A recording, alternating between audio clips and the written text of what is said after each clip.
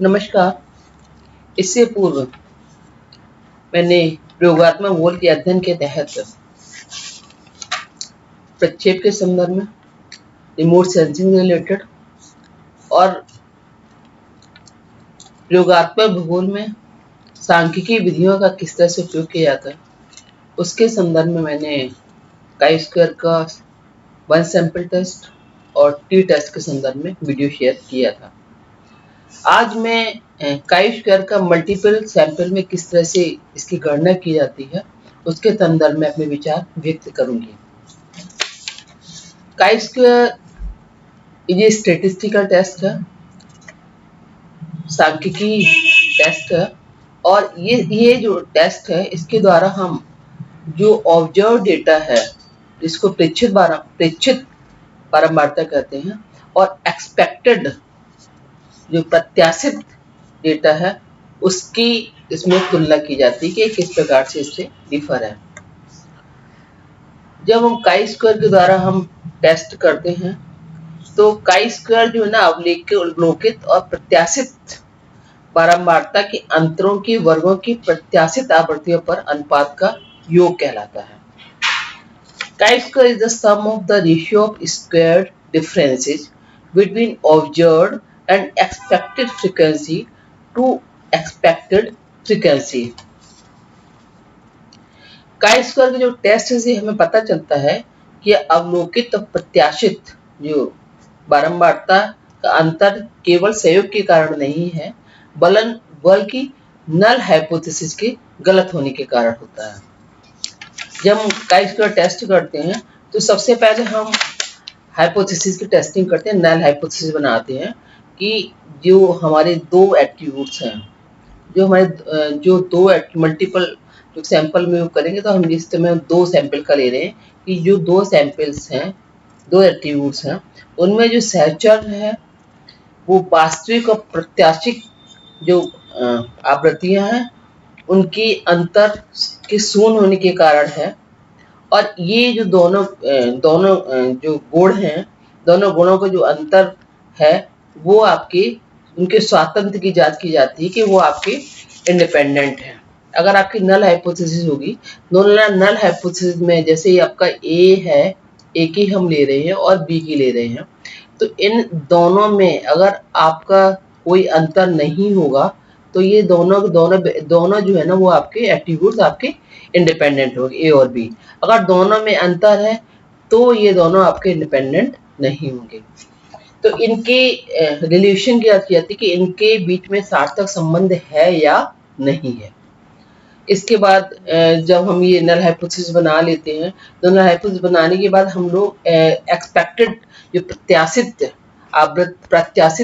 जो संख्या होती है उसकी गणना करते हैं और गणना करने के बाद में हम काई स्क्वायर का ये फॉर्मूला है sigma observed value minus expected value का whole square divided by expected value, जो अभी हमने इसकी परिभाषा बताई थी। जो काई वर्ग है अवलोकित बारंबारता और प्रत्याशित बारंबारता के अंतरों के वर्गों का, ठीक है, और एक्सपेक्टेड जो प्रत्याशित वैल्यू है उसकी रेशियो की जो वैल्यू आती है उसकी जोड़ का योग है। जो आपका जो इक्वेशन दे रखा है इसके आधार पर इसको हम काई स्क्वायर के बारे में बता सकते हैं। अब जब काई स्क्वायर का जब वैल्यू हमारे पास आ जाएगी तो उसके बाद उसमें हम डिग्री ऑफ फ्रीडम निकालते हैं। डिग्री ऑफ फ्रीडम का निकालने का फॉर्मूला है C-1 इंटू R-1। इसके बाद क्या किया जाता है कि एक टेबल होती है, काई स्क्वायर की टेबल होती है और टेबल में क्या होता है कि उस टेबल में हम जो कैलकुलेटेड जो वैल्यू होती है, कैलकुलेटेड काई स्क्वायर की जो वैल्यू होती है उस टेबल के द्वारा हम उससे कंपेयर करते हैं इस टेबल में, और कंपेयर करने के बाद में अगर उस पर 0.05 सार्थकता स्तर पर हम उसकी हम जांच करते हैं, अगर कोई वैल्यू हमारी 5% सार्थकता स्तर पर लेवल ऑफ सिग्निफिकेंस 3.84 है तो उसका कहने का मतलब है कि 100 में से 5 बार ये वैल्यू 3.84 मतलब हो सकती है। यह वास्तविक मूल जो है ना ये शून्य मानता जो नल हाइपोथेसिस वो हमारी सही है। सही का मतलब है कि ये जो नल हाइपोथेसिस जो हमने की वो रिजेक्ट नहीं की, वो एक्सेप्ट कर ली है, और इनके जो गुण है ए और बी की जो बात कर रहे हैं वो आपके इंडिपेंडेंट वेरिएबल है, मतलब स्वतंत्र है, वो स्वतंत्र है, और उनमें आपस में कोई मतलब स्वतंत्र है, और उनमें कोई सहचर और उसमें सहचर नहीं है। अगर ये नल हाइपोथेसिस हमारी रिजेक्ट होती है, तब ये पता चलता है कि दोनों के दोनों आपके दोनों इंडिपेंडेंट नहीं है और दोनों में सहचर पाया जाता है। तो हम एक उदाहरण दे करके इस हाइपोथेसिस के बारे में आपको बताएंगे कि कैसे हम मल्टीपल सैंपल में काई स्क्वायर की गणना करते हैं। तो example conduct a multiple sample chi square test for the following data. इसमें क्या है कि ये सिटी दो रखे, ए और बी दो हमने लिए, ए और बी सिटी लिए हुए हैं, और इसमें जो ऑर्गेनाइजेशन है डिफरेंट रूप से क्वेश्चन इलाहाबाद यूनिवर्सिटी के 4th सेमेस्टर में आया था जो प्रैक्टिकल में, तो उसको हमने दे दिया, क्वेश्चन संख्या थोड़ी चेंज है। तो इसमें बिलो 100 है, 100 to 500 है, 500 2000, 2000 एंड अबव है। तो एक में जो ऑर्गेनाइजेशन है बिलो 100 में 50 है, और बी में आपका 72 है, 200 to 500 350 है, 400 है, और 500 से 2000 के बीच 250 और 240 है, 2000 एंड अबव के बीच में ऊपर 10 और 8 है। तो ये टोटल हमारा ये है। तो जब हम इस क्वेश्चन को सॉल्व करेंगे तो सबसे पहले हम बनाएंगे नल हाइपोथेसिस। नल हाइपोथेसिस बनाने इस तरह से लिखा जाता है, इसको नल हाइपोथेसिस कहते हैं। ये हमारा नल हाइपोथेसिस है। तो नल हाइपोथेसिस हमारी क्या हुई कि ए और बी जो कौन हमारे हैं, शहर, अलग अलग शहर है। तो ए और बी जो नगर है, इनमें क्या पाई जाती है, नंबर ऑफ ऑर्गेनाइजेशन, जो विभिन्न प्रकार की जो ऑर्गेनाइजेशन है, विभिन्न प्रकार के जो ऑर्गेनाइजेशन जो पाए जाते हैं, उनमें आपस में कोई सहसंबंध नहीं पाया जाता है। ए और बी नगरों के ऑर्गेनाइजेशन के बीच में कोई सहसंबंध नहीं है, के बीच सहसंबंध नहीं है।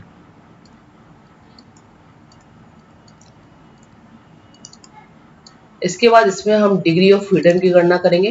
डिग्री ऑफ फ्रीडम हमारा कितना होगा, डिग्री ऑफ फ्रीडम है आपका, डिग्री ऑफ फ्रीडम बराबर C - 1 इंटू D - 1 R -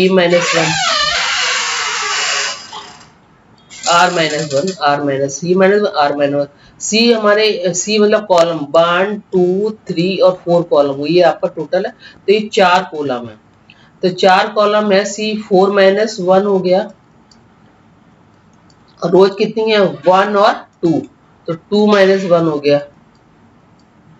तो 4 में से -1 किया तो 3 आया, 2 में से -1 किया तो 1 आया।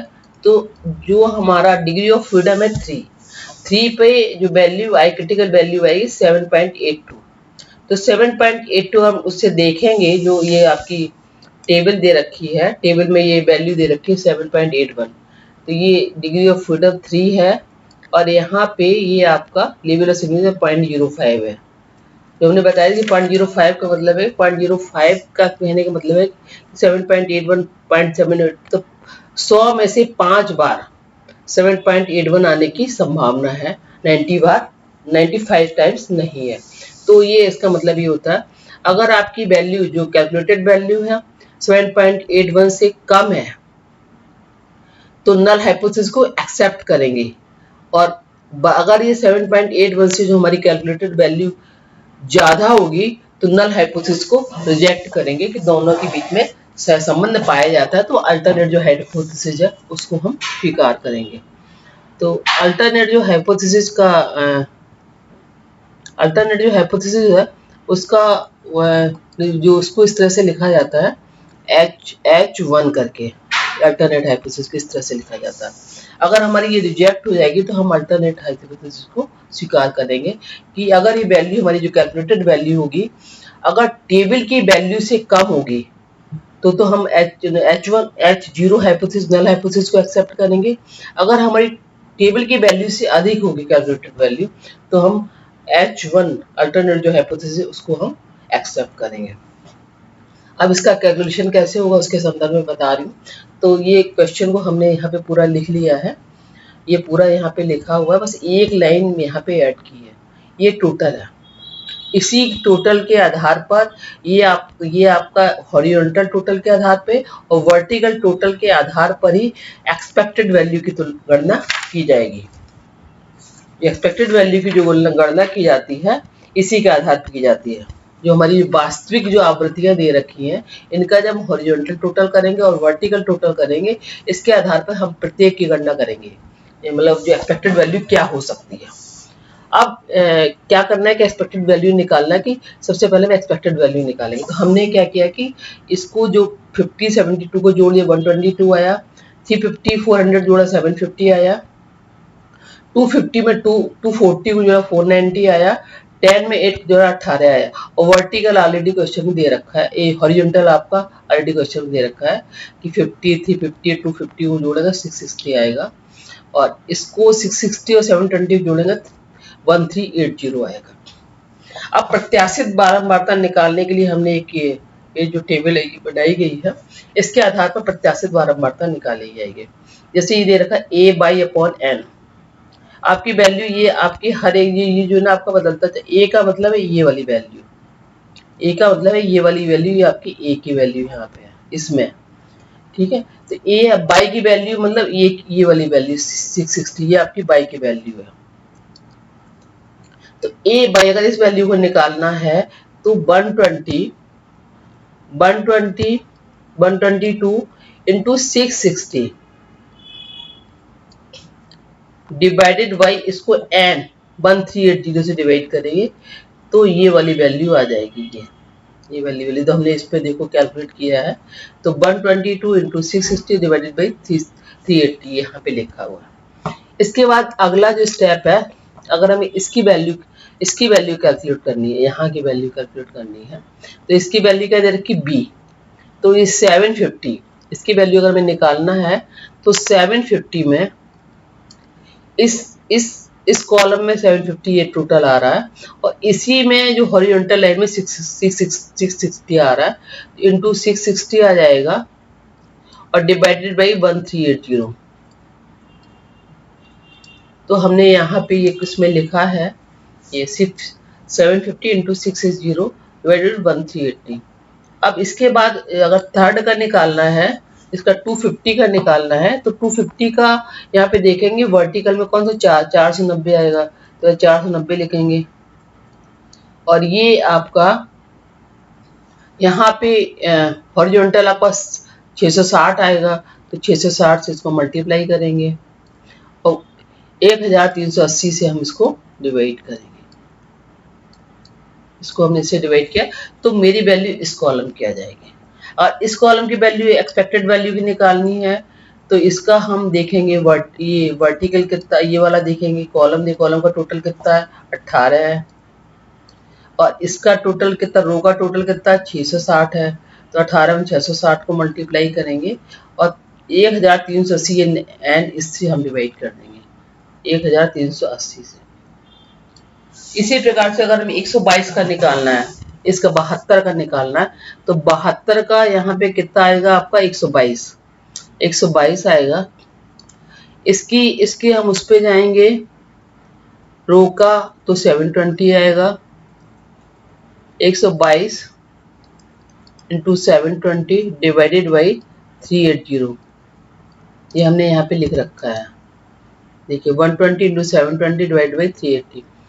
अब 1380। अब इसके बाद अगर हमें इसका निकालना है, इसका हम ये कॉलम की वैल्यू देखेंगे, टोटल 750 आएगा, तो 750 इंटू, अब इसी रो में हम इसका रो का टोटल देखेंगे इंटू 720 डिवाइडेड बाई 1380, ये हमने सब इस पे लिखा है। इसी प्रकार 240 का निकालना है, तो 240 में 490 इंटू 490 से मल्टीप्लाई 720 करेंगे, 1380 से डिवाइड करेंगे। और इसका निकालना है तो 18 में 720 को मल्टीप्लाई करें 1380 से निकालें, तो हमारी सारी एक्सपेक्टेड वैल्यू आ जाएगी। एक्सपेक्टेड वैल्यू निकालने के बाद क्या होगा, जब हमने एक्सपेक्टेड वैल्यू निकाली तो एक्सपेक्टेड वैल्यू हमने यहाँ पे ये सब मल्टीप्लाई किया है, और मल्टीप्लाई करने के बाद इसकी एक्सपेक्टेड वैल्यू ए की निकाली है, बी की निकाली है, 58.4 359 234, 8.6 ये सबकी एक्सपेक्टेड वैल्यू आ गई है ये। और ये हमारी 650 जो 660 है वो सब एज इट इज लिखा हुआ है, ये सब लिखा हुआ है। तो ये हमने ये सारी की सारी जब इसको मल्टीप्लाई करके 138 से 0 रहे तो हमारी ये 580 इस कॉलम की आ गई है, इस कॉलम की वैल्यू ये आ गई है, इसकी वैल्यू ये आ गई है, इसकी वैल्यू ये आ गई है, इसकी वैल्यू ये आ गई है, इसकी वैल्यू ये आ गई है, इसकी वैल्यू ये आ गई है, इसकी वैल्यू ये आ गई। तो ये एक्सपेक्टेड वैल्यू आ गई, कैलकुलेट कर ली। एक्सपेक्टेड वैल्यू कैलकुलेट करने के बाद में हम अब करेंगे काई स्क्वायर निकालेंगे। काई स्क्वायर मतलब ऑब्जर्व्ड फ्रीक्वेंसी, उसी कॉलम में ऑब्जर्व्ड फ्रीक्वेंसी कौन सी थी, उसी कॉलम में ऑब्जर्व्ड फ्रीक्वेंसी अगर हम देखेंगे तो ये हमारी कितनी 50 है। और ये एक्सपेक्टेड फ्रीक्वेंसी कितना, एक्सपेक्टेड फ्रीक्वेंसी देखेंगे तो 58.4 है, 58.4 है। तो इसमें हमने क्या किया है, तो 50 माइनस 58.4 डिवाइडेड बाई जो एक्सपेक्टेड फ्रीक्वेंसी से हमने डिवाइड कर दिया, और तो इसको हमने इसको कर लिया, फिर प्लस, फिर अगला कॉलम, अगले कॉलम की जो ऑब्जर्व्ड फ्रीक्वेंसी है वो उसको देखेंगे। ये 350 है ऑब्जर्व्ड फ्रीक्वेंसी जो हमने क्वेश्चन में दे रखी थी। अब इसकी एक्सपेक्टेड फ्रीक्वेंसी देखेंगे। एक्सपेक्टेड फ्रीक्वेंसी आपकी ये है, ये दे रखी 359। तो 350 में माइनस 359 करेंगे, ये यहाँ पे हमने किया है 350 माइनस 359 का whole square divided by 359 expected से हमने इसको डिवाइड कर दिया। इसके बाद प्लस इस वाले कॉलम में हम देखेंगे ये 250 है ऑब्जर्व। अब इसके बाद इसकी एक्सपेक्टेड देखेंगे इसी कॉलम में, तो 250 माइनस 234 है, तो हमने 250 माइनस 234 का होल स्क्वायर के डिवाइडेड बाई 234 किया। इसी प्रकार से अब अगला आएगा, अगले का कितना आपका है 10 है, ये 10 है। अब इसी कॉलम में हम देखेंगे 10 की वैल्यू कहाँ है, यहाँ पे 10 माइनस 8.6 आया, 8.6 है, 10 माइनस 8.6 का होल स्क्वायर और ये प्रत्याशित से हमने इसको डिवाइड कर दिया। अब इसी तरह से हम अगले कॉलम का भी ले लेते हैं। अगला 72 है, 72 है, ये ऑब्जर्व्ड फ्रीक्वेंसी है। अब इसकी एक्सपेक्टेड फ्रीक्वेंसी हम लोगों ने जो कैलकुलेट की है वो आपका 63.6 है। तो हमने इसका ये हमने इसको 72 में 63.6 वोल्ट्स का एक्सपेक्टेड से हमने इसको डिवाइड कर दिया। इसी प्रकार से हम इसको देखेंगे, ये आपकी वैल्यू है 400 ऑब्जर्व्ड फ्रीक्वेंसी है, और हमने एक्सपेक्टेड कौन सी कैलकुलेट की है, ये 391। तो 400 माइनस 391 को मतलब स्क्वायर किया और 391 से ही हमने डिवाइड कर दिया। ये देखिए 4 391 से डिवाइड कर दिया, हमारी वैल्यू आ गई, प्लस कर दिए, फिर प्लस करने से इसके बाद 240 ये आ रहा है, ये 240 ऑब्जर्व्ड आया। अब इसी कॉलम में आपके एक्सपेक्टेड कितनी आई है, 240 के बाद में ये आपका 256 है। तो 240 माइनस 240 माइनस 256 हमने यहाँ पे लिख दिया और स्क्वायर, और 256 से ही डिवाइड कर दिया तो ये आ गया। अब एक कॉलम की रह रही है अब 8 की।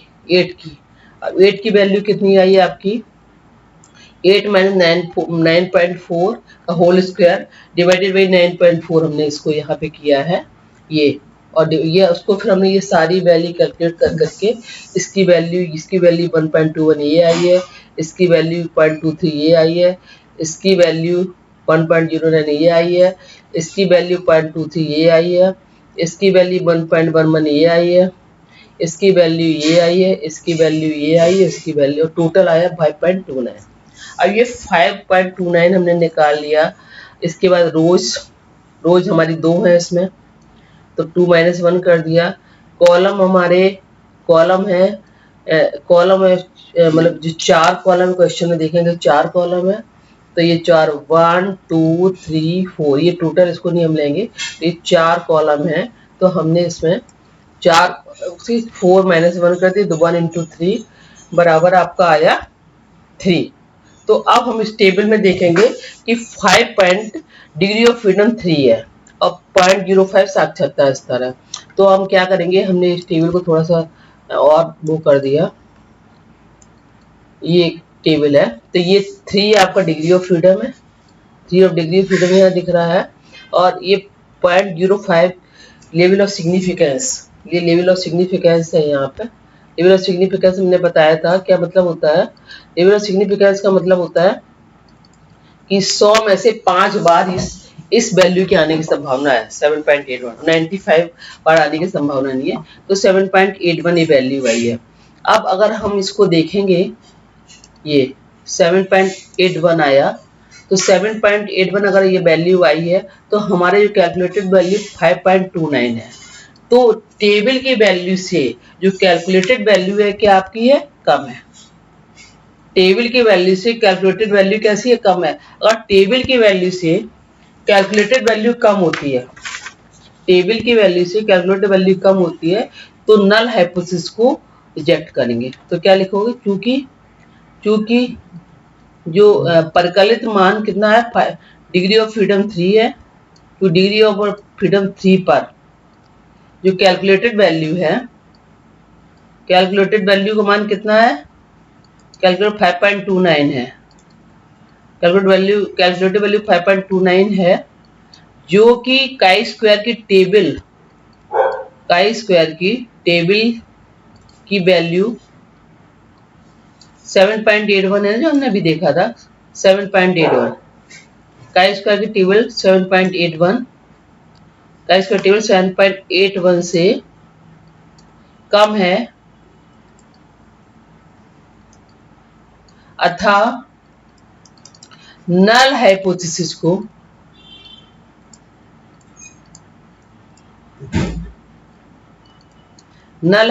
को एक्सेप्ट करेंगे। अगर वैल्यू हमारी कम होती है तो नल हाइपोथेसिस को क्या किया जाता है, एक्सेप्ट किया जाता है। मतलब कहने का मतलब है कि ए और बी जो सिटी है, उसमें जो ऑर्गेनाइजेशन है, उनके बीच में कोई सहसंबंध नहीं है, वो इंडिपेंडेंट है, उनके बीच में कोई सहसंबंध नहीं है और वरन वो स्वतंत्र हैं।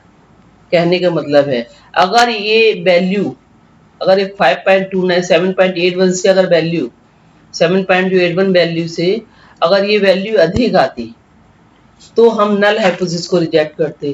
क्योंकि ये वैल्यू कम आई है तो हमने नल हाइपोथेसिस को क्या किया है, एक्सेप्ट किया है। अतः जो दोनों जो ए और बी जो नगर है, इनके बीच जो ऑर्गेनाइजेशन है, उनमें कोई आपस में सहसंबंध नहीं है। अब जो हमने गणना की है काई स्क्वायर टेस्ट की मल्टीपल टेस्ट में, तो हम इसके स्टेप्स एक बार और बता देते हैं।